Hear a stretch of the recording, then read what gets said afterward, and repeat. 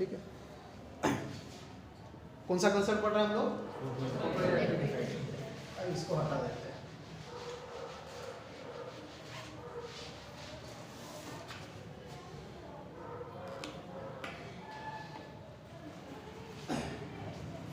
Concept of photoelectric effect was given by scientist Hertz. Scientist Hertz ने concept दिया था। Photo electric का meaning होता है photo electric. In this case photo means light, that means we can say it is light energy, and this electric, that means it is the electric energy, it shows electric energy। मतलब photo represent कर रहा है light energy को, electric ये word represent कर रहा है electric energy को। That means in this case light energy is converted to the electric energy. That means we can say that photo in the photo electric effect light energy is converted to the electric energy. मतलब इस effect में हम लोग light का use करेंगे, मतलब light energy का use करेंगे और उसे इलेक्ट्रिक एनर्जी प्रोड्यूस करेंगे। इसको एक्सप्लेन किया था साइंटिस्ट हर्ट्ज ने। तो साइंटिस्ट हर्ट्ज के अकॉर्डिंग अगर किसी सरफेस पे लाइट इंसिडेंट होता है तो उस सरफेस से इलेक्ट्रॉन का इमिशन होगा, और इलेक्ट्रॉन का इमिशन होने के बाद में इलेक्ट्रॉन का मोशन भी होगा, और इलेक्ट्रॉन का मोशन इसका मतलब वो इलेक्ट्रिक करंट हो गया। इसका मतलब अगर लाइट किसी सरफेस पर इंसिडेंट हो रहा है तो वहां से आपको इलेक्ट्रिक एनर्जी मिल सकता है, इलेक्ट्रिक करंट मिल सकता है। लेकिन किस प्रकार से? तो जैसे हम लोग यहाँ पर एक मेटल सरफेस ले रहे हैं, समझ लो ये मेटल सरफेस है, और इस मेटल सरफेस के ऊपर फोटोन इंसिडेंट होगा, फोटोन इंसिडेंट होगा। The energy of photon is equal to h nu। In this case, h is called as Planck's constant. H is called as Planck's constant, and this Planck's constant is equal to 6.63 into 10 raised to power minus 34 joule second. This is the value of Planck's constant. This nu is called as the frequency of light. It is called as frequency of light, or it is also called as frequency of photon. And this frequency of photon is equal to c upon lambda.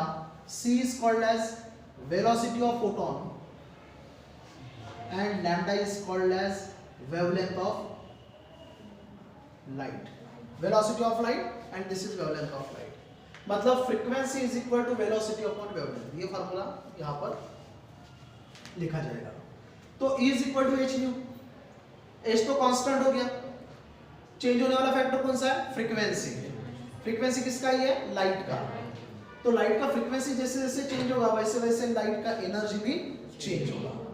इसका मतलब ये जो energy है, ये energy किसके ऊपर depend कर रहा है? फ्रीक्वेंसी के ऊपर। क्योंकि यहाँ पर देखो ना, frequency is equal to c upon lambda है। c velocity of light constant है, लेकिन वेवलेंथ कांस्टेंट नहीं होता ना। वेवलेंथ जैसे जैसे चेंज होगा वैसे वैसे फ्रीक्वेंसी चेंज होगा, जैसे फ्रीक्वेंसी चेंज होगा वैसे वैसे एनर्जी चेंज होगा। इसका मतलब आप जिस एनर्जी को इंसिडेंट कर रहे हो उस एनर्जी का वैल्यू आप लोग चेंज कर सकते हो। ऐसा नहीं कि लाइट इंसिडेंट हो गया, ठीक है ना, तो वो लाइट का एनर्जी जो है वो कांस्टेंट रहेगा। हम उसको वैरी कर सकते हैं, उसको बढ़ा भी सकते हैं, उसको कम भी कर सकते हैं। मतलब हमको कितना इलेक्ट्रिक करंट चाहिए, हमारा रिक्वायरमेंट क्या है, उसके अकॉर्डिंग हम लोग वहां पर फोटोन के एनर्जी का यूज करते हैं। जैसे यहाँ पर फोटोन एनर्जी जिसका value E is equal to h nu है, वो फोटोन यहाँ पर इंसिडेंट हुआ। फोटोन जैसे ही सरफेस पर इंसिडेंट होगा तो इंसिडेंट होते ही यहाँ पर ये energy E is equal to h nu, ये एनर्जी दो हिस्सों में डिवाइड होगा। It is divided into two parts. Some of the energy is used to emit the electron. यहाँ पर जो इलेक्ट्रॉन है, क्योंकि ये सरफेस है ना, मेटल सरफेस है, अब इस मेटल सरफेस के ऊपर फोटोन इंसिडेंट हुआ तो फोटोन में एनर्जी है इक्वल टू h nu। तो इस एनर्जी का कुछ पार्ट जो है वो इस जगह पर जो इलेक्ट्रॉन है उस इलेक्ट्रॉन को बाहर निकालेगा। That means some of the energy is used to emit the electron, emit the electron. Electron को इमिट करने के लिए होगा। इलेक्ट्रॉन को इमिट करने से इलेक्ट्रिक करंट थोड़ी मिलता है।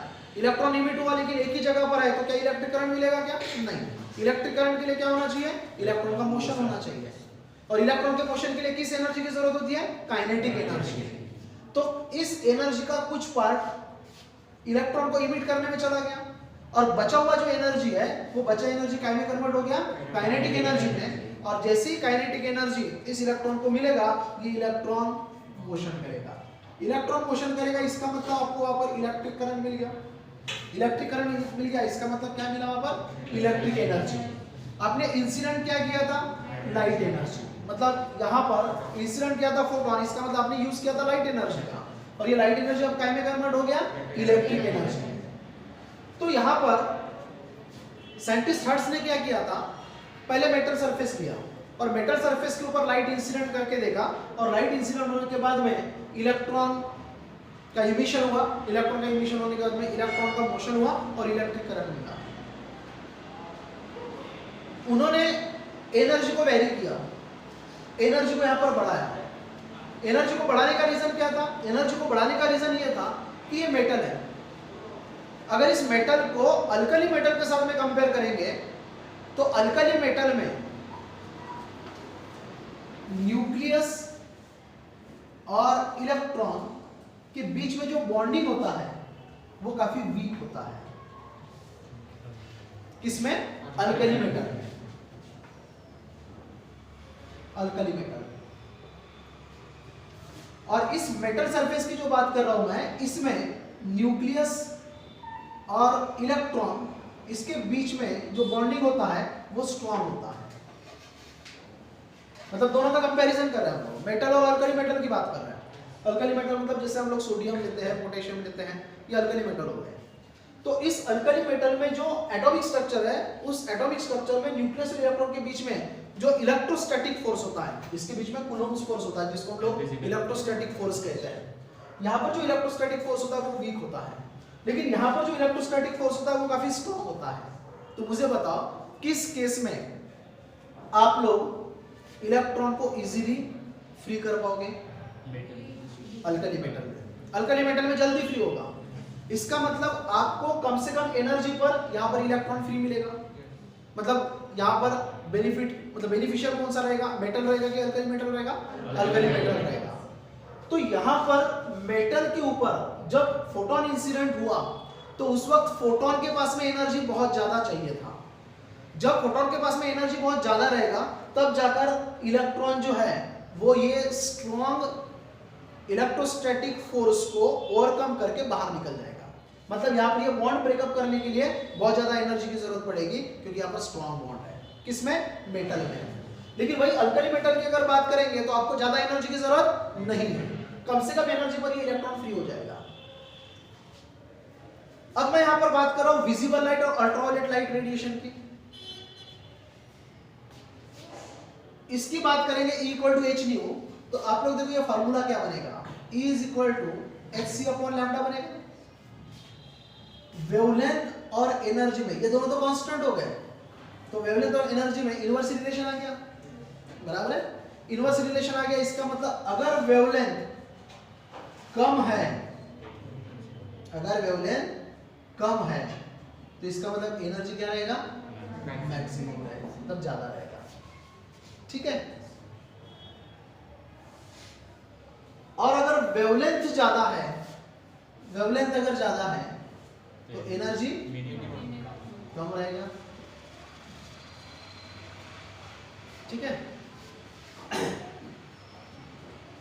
तो मेटल सरफेस पर, मेटल सरफेस से इलेक्ट्रॉन को इमिट करने के लिए ज्यादा एनर्जी की जरूरत पड़ रही है, ज्यादा एनर्जी की जरूरत पड़ रही है, ज्यादा एनर्जी की जरूरत पड़ रही है। इसका मतलब वहां पर वेवलेंथ कम होना चाहिए, मतलब ऐसा लाइट लेना पड़ेगा जिसका वेवलेंथ कम है।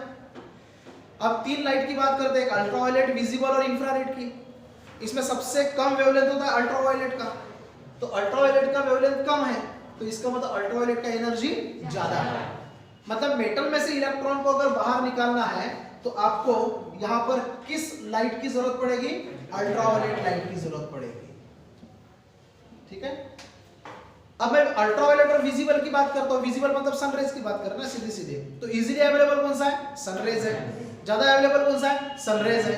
अल्ट्रावायलेट तो हमको तैयार करना पड़ेगा ना, अल्ट्रावायलेट स्पेशल में लेना पड़ेगा, लेकिन आपको विजिबल जो है वो तो इजीली मिल रहा है।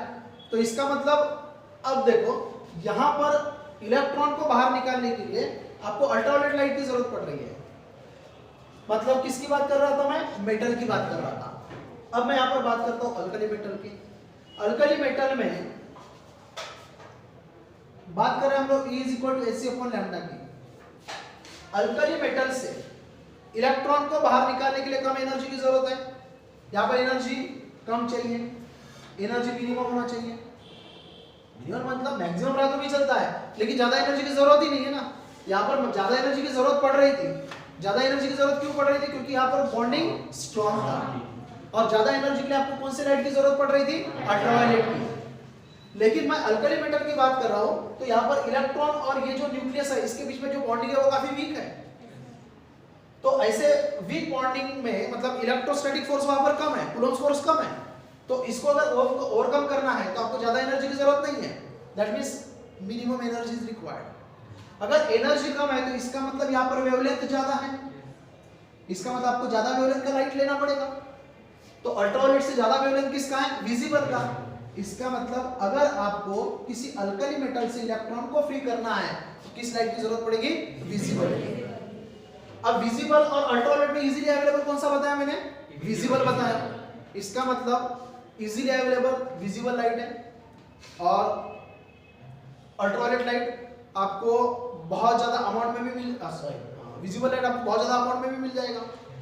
तो विजिबल लाइट का अगर यूज कर दिया जाए तो आप इस अल्कली मेटल से कम एनर्जी पर इलेक्ट्रॉन को फ्री कर सकते हो। तो साइंटिस्ट हर्ट्ज ने पहले देखा कि मेटल सरफेस अगर लिया जाए तो बहुत ज्यादा एनर्जी रिक्वायर्ड है, बहुत ज्यादा एनर्जी की जरूरत पड़ रही है। उसमें भी अल्ट्रावायलेट लाइट रेडिएशन को इंसिडेंट करना पड़ रहा है। फिर उन्होंने क्या किया कि अल्कली मेटल लेकर देखा और उन्होंने देखा कि अल्कली मेटल अगर लिया जाए तो ज्यादा एनर्जी की जरूरत नहीं है, ज्यादा एनर्जी की जरूरत भी नहीं है और साथ साथ में किस लाइट से काम चल रहा है? विजिबल, जो कि इजीली अवेलेबल है। तो तब से फोटो इलेक्ट्रिक इफेक्ट के लिए मेटल का यूज न करते हुए अल्कली मेटल का यूज किया जाता है। लेकिन जो सरफेस बनाया जाता है वो सरफेस कैसे बनाया जाता है? रहता मेटल ही है, वो रहता मेटल ही है, लेकिन उसके ऊपर जो लेयर चढ़ाया जाता है वो किसका होता है? अल्कली मेटल का।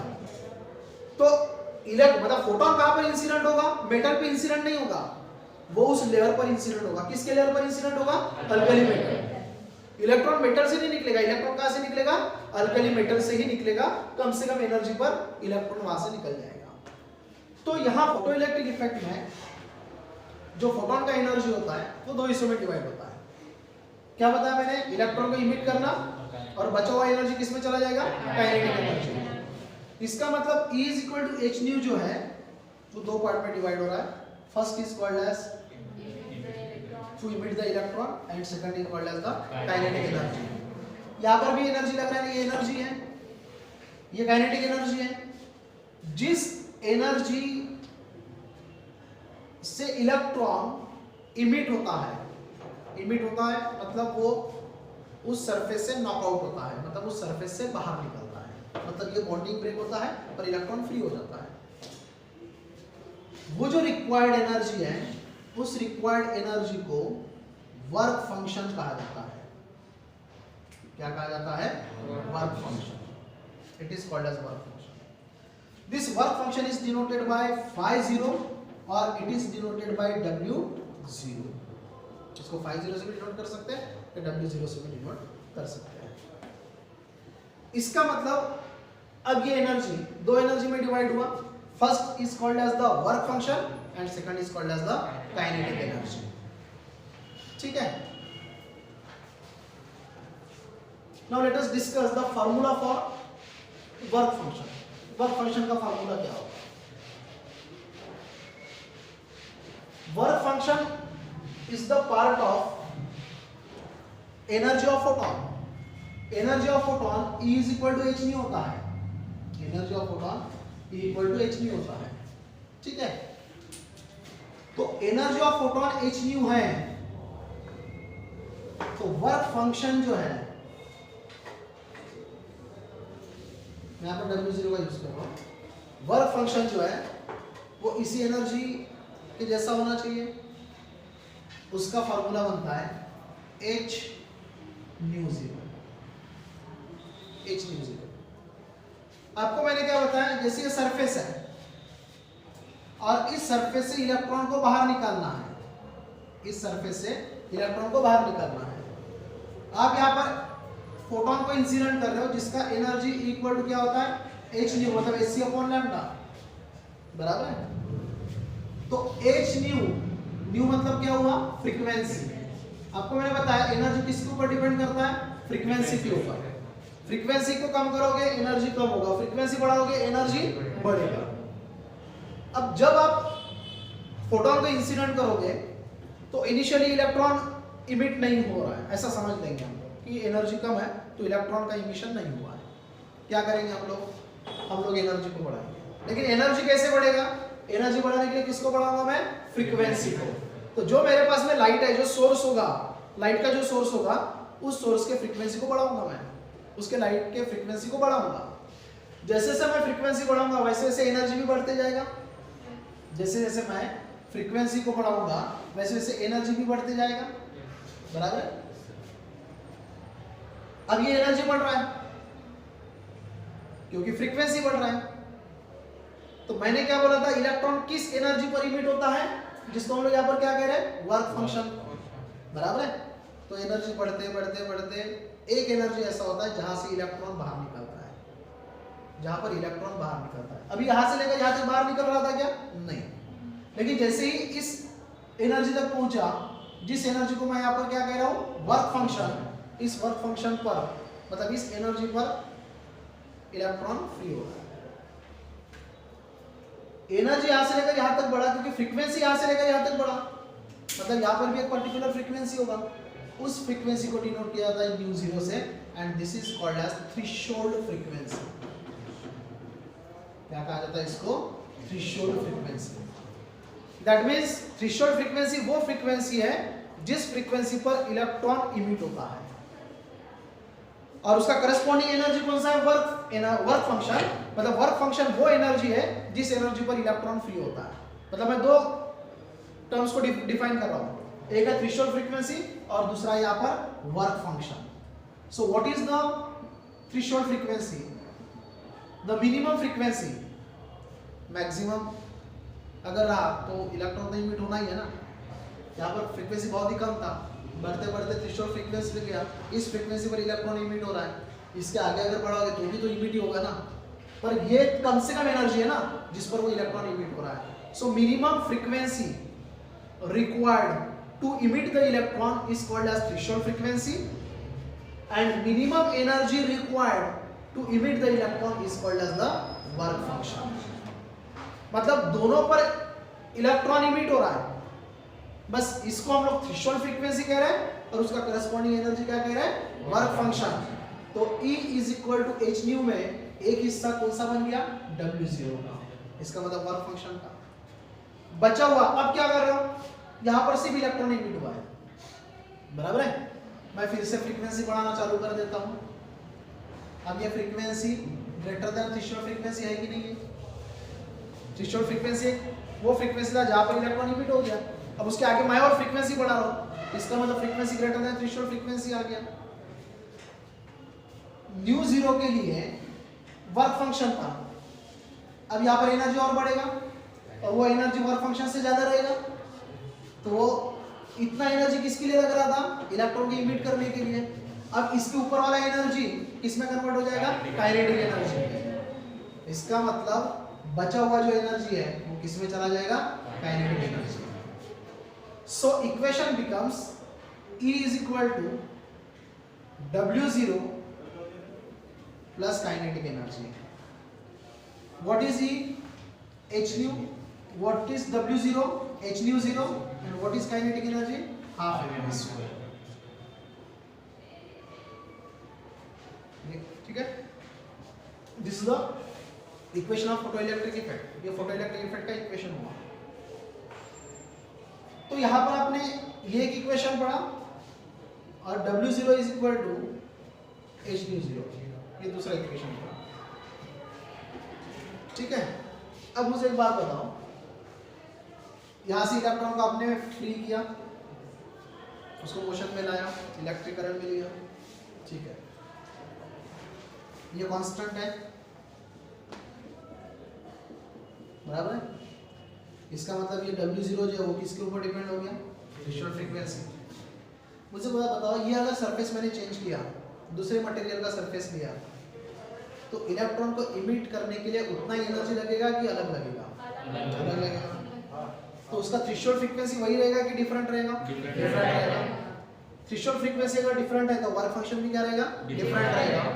This is the characteristic of photoelectric effect. Work function is different for different material, और we can say threshold frequency is different for different material. Characteristic लिखने के लिए आते हैं फोटोइलेक्ट्रिक, इंपॉर्टेंट है कैरेक्टरिस्टिक। तो उसमें से ये कैरेक्टरिस्टिक हम लोग यहाँ पर लिखेंगे, threshold frequency is different for different material, या फिर हम लोग लिख सकते हैं work function is different for different material. H constant है, इसका मतलब W0 किसकी है? डायरेक्टली प्रोपोर्शनल रहेगा फ्रीक्वेंसी के। कौन सा फ्रीक्वेंसी? Threshold frequency.